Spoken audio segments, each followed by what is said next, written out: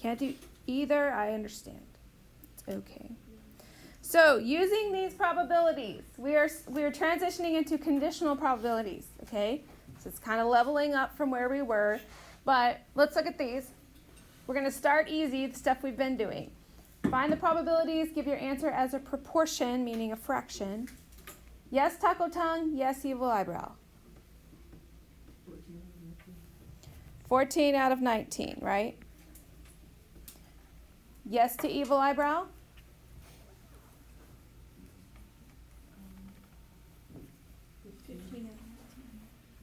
Oh, I can add, right?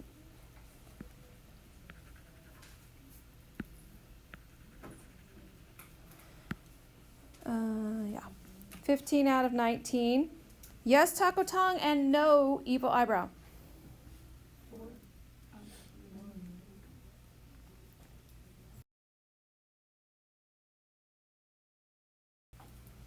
And then no evil eyebrow.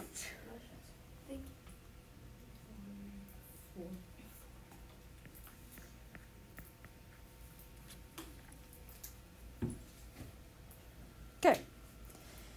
Not so bad, right? That's what we've been doing.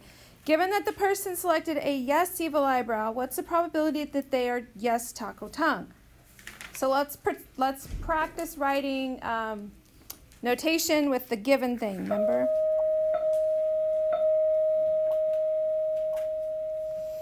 Okay. So if it's given, we put it, whatever's given goes to the right of the bar. So evil eyebrow. Given they can do evil eyebrow, what's the probability they are yes on taco tongue? All right. How do we do this one differently? Evil eyebrow is in the denominator. Evil eyebrow total is your denominator now, right? Mm-hmm. You only look at that. You don't look at the table total. So evil eyebrow total is 15. Well, how many of those 15 could do taco tongue? 14. 14. All right, this says write it as a decimal as well. So let's figure that one out. 0.933. And in general in here, we're going to round to 3 decimals. Okay? All right. Given that the person selected is a no to evil eyebrow, what's the probability they are yes to taco tongue? All right, how would we write that? Taco tongue given no to evil eyebrow. So I would write it as evil eyebrow complement, right? EE with the C on it, evil eyebrow complement. So let's look at that. Yes to taco tongue, but no to evil eyebrow. How many no evil eyebrows do we have? 4 of us. And how many of those 4 could do taco tongue? 4. All 4. Well, this is an easy one to figure out. It's just a probability of 1, right?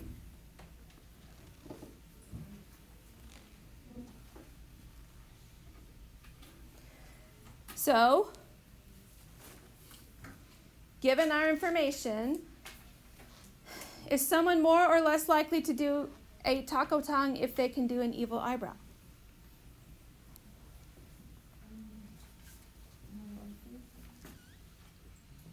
Which way?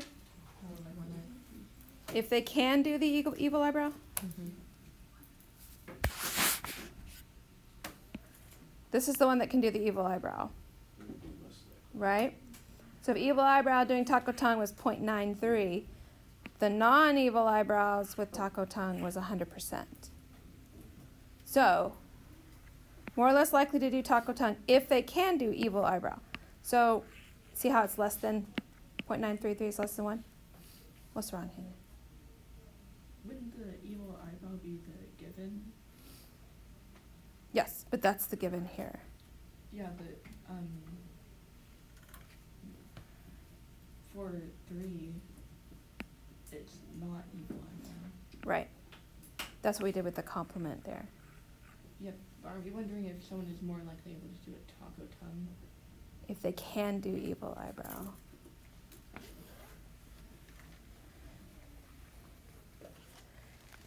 I see what you're saying. Okay.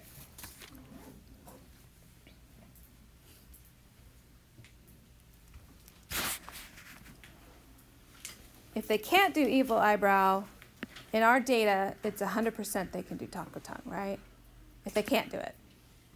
But if they can do the evil eyebrow, the probability of doing taco tongue was less. So it's just asking, does the evil eyebrow affect the probability of doing taco tongue? Looking at this. Still not clicking. I still don't understand why we're using 3? three. When we compare like 14 over 15 versus 1 over 15. No, because these are based on conditions. We don't, let's think it through here. More or less likely to do taco tongue if they can do evil eyebrow. Okay, so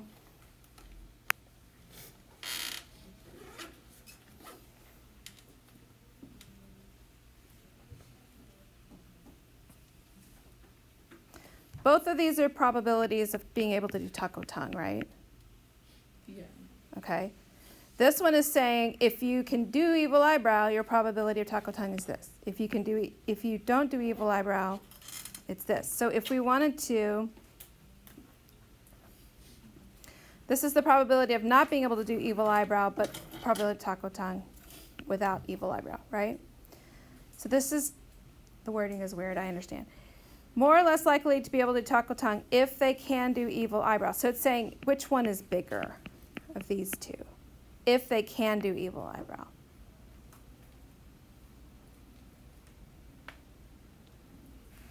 Which, this one's evil eyebrow, right? And comparatively, which one's bigger? This one, right? Just based on this data. Is it always like that? No. Based on this data, we're saying you're less likely to be able to do taco tongue if you can do evil eyebrow. This, and if you can't do evil eyebrow in this sample, you can do taco tongue 100%, right? It's not always like that. So we're basing it off of these two. So we would say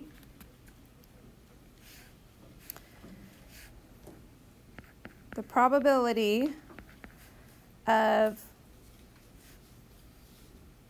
taco tongue given evil eyebrow is greater. Oh no, it's less than, isn't it? Sorry. Is less 0.933 than the probability of getting taco tongue given no evil eyebrow. In this case, it was a 1. So that's kind of throwing you off, I think. That doesn't usually happen. We're just comparing the two. The biggest thing I want you to notice is they're not the same, right? So if A is yes to taco tongue and B is evil eyebrow, this idea of independence, if one event affects the other, taco tongue affects evil eyebrow, vice versa, the independence rule says this. I thought I sent it. Ouch. Yes. Sorry, I just hit yes. Sorry. Bye. I think I make it hard. Okay, if A and B are independent, so they're just putting this in formula speak now, okay? It says the probability of A given B is equal to the probability of just A.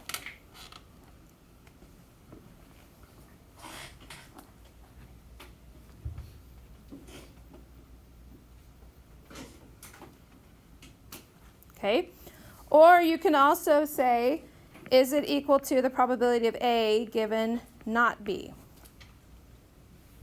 When it comes to proving independence in statistics, we don't write an essay on how being able to roll your tongue affects your eyebrows. It doesn't. Okay, that's not what we're going for. It's a mathematical proof, and you can choose any two of these to set equal to one another.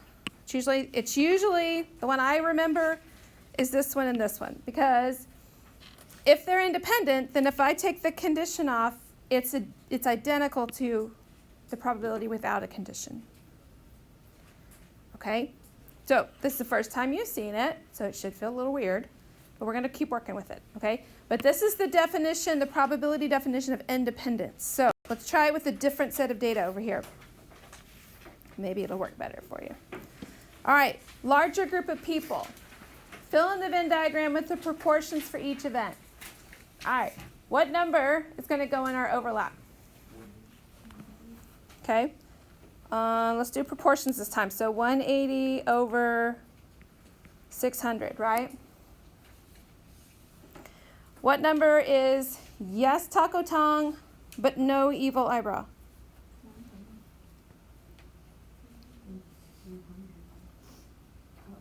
Yes taco tongue, but no to evil eyebrow. That's the 300, isn't it? Right? Yeah. Okay. Yes to evil eyebrow, but no to taco tongue. There's your 20. Yep. Oop, not 300. 600. And then how many can do neither? 100 out of 600. Okay? We good with that? Now let's use this data to find these. This one says write it fraction, decimal, and a percent. It don't matter really. Yes to taco tongue. 480. Yep. 480 out of 600. Yes to taco tongue, given yes to evil eyebrow.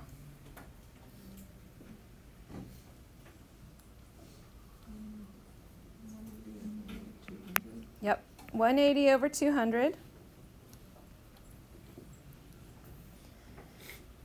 Yes to taco tongue, given no to evil eyebrow.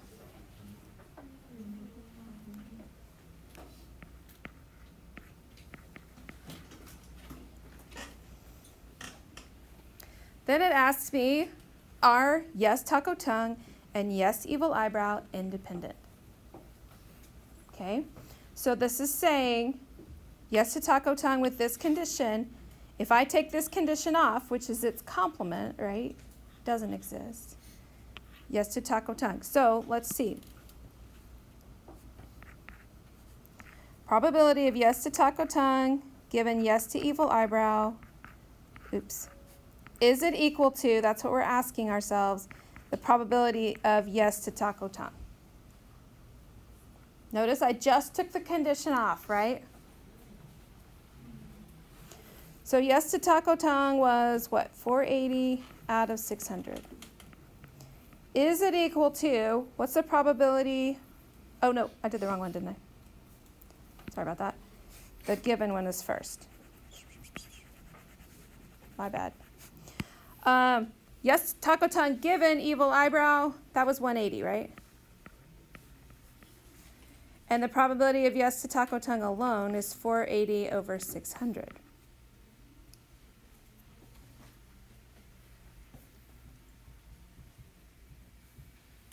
Are these the same? 1% off? 10% off? So that's 0.9. Is it equal to 0.8? Yeah. Okay, they're not equal, are they? Since they are not equal, they're not independent. Or we would say they are dependent, right? So we would say, no, they are not independent. Okay? And this is your proof. The mathematical numbers showing them that they are not the same is your proof. All right? Now, what would it look like if it was independent?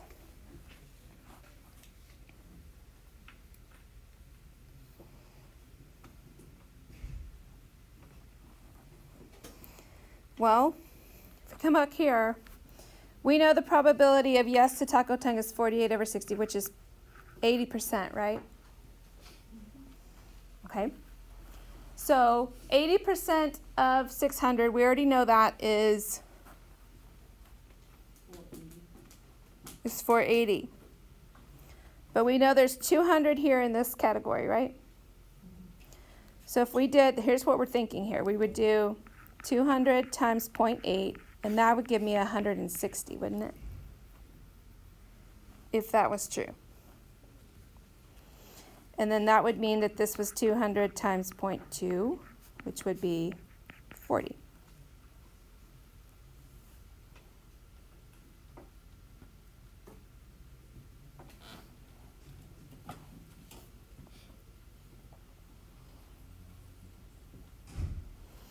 So if they were independent, then the probabilities would be the same with taco tongue, with evil eyebrow, without it.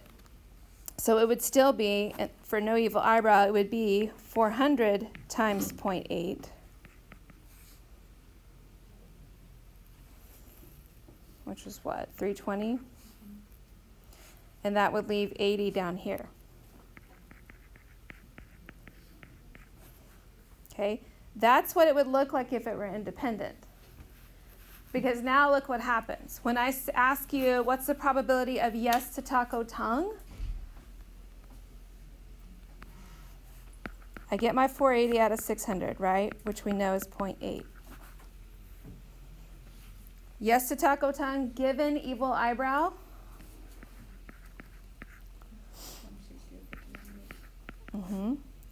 Huh. Look at that. They're the same, aren't they? Yes to taco tongue, no evil eyebrow.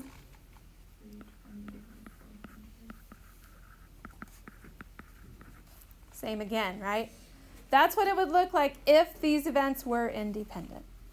In our data, it's not, right? Is that all right? Getting there? Questions so far? No? Okay. So, conditional probability. We're going to calculate conditional probability. What you've done so far is doing it with a table.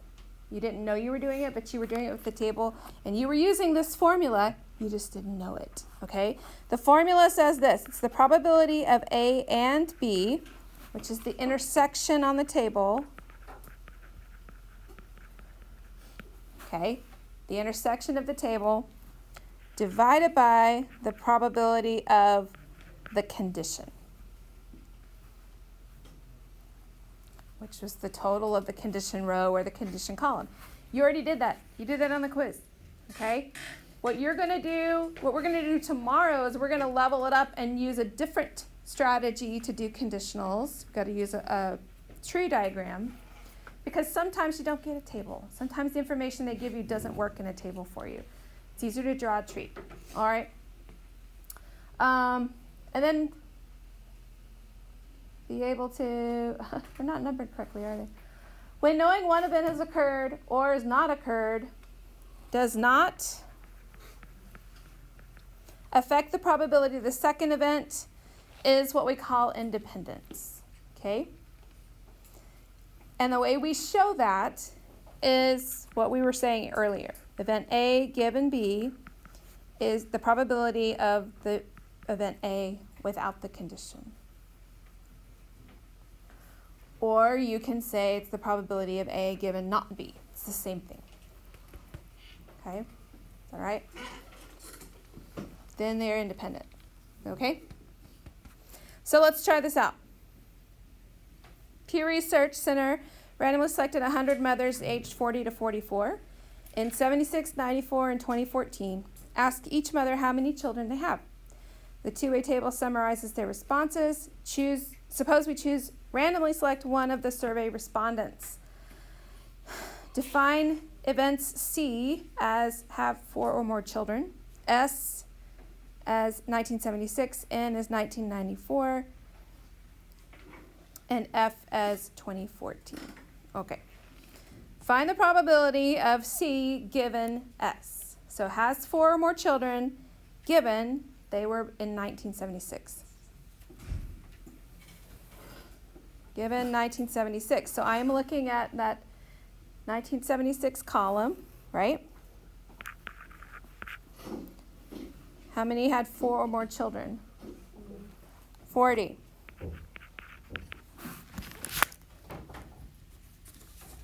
Okay.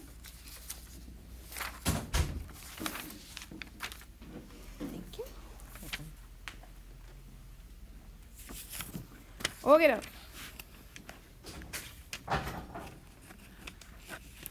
Notice it also says interpret the value. So let's practice our interpretation. So we would say, given the mother was surveyed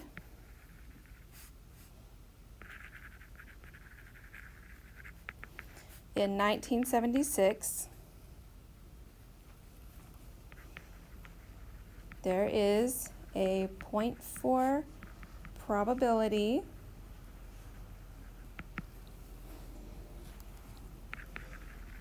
that she has 4 or more children.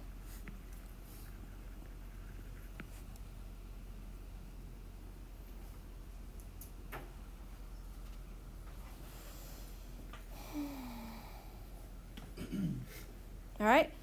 Now it says, given that the chosen mother was not surveyed in 76, so that would be S with the C on it. That's my given. What's the probability she has 4 or more children? Boop. Okay.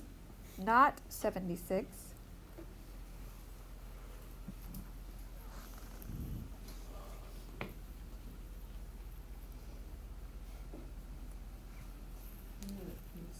Well, what would my denominator be here?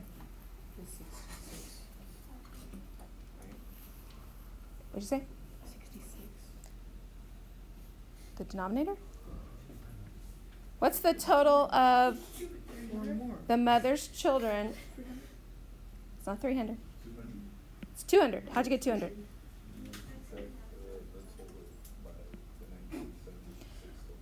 Yeah, we're looking for the total number of mothers that were not in 1976, so that would be 100 and 100. Go with me?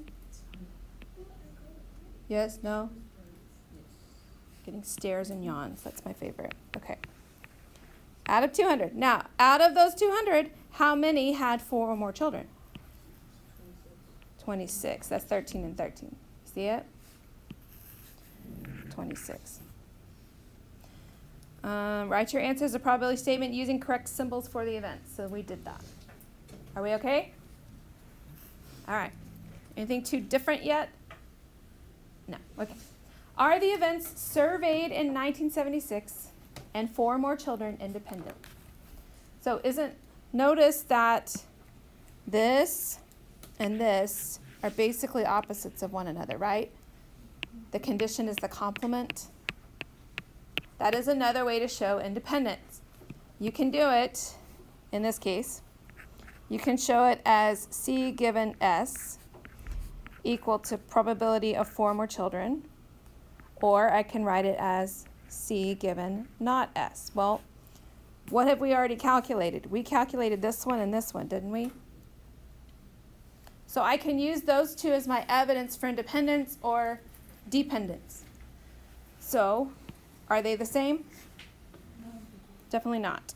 Okay? So, are they independent? You would say no. What's 26 divided by 200? 0.13? Thank you. 0.4 is not equal to 0.13.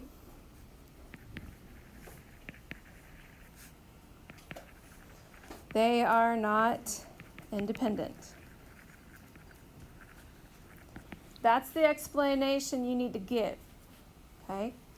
Perfect world, you would add a lot of context, but it gave you the context in the question. All right. Number 2, completely different scenario. A recent survey suggests that 85% of college students have posted a profile on Facebook. 73% use YouTube regularly and 66% use both. Suppose we select a college student at random and learn that the student has a profile on Facebook. Find the probability that the student uses YouTube regularly. Ready, go. Try it.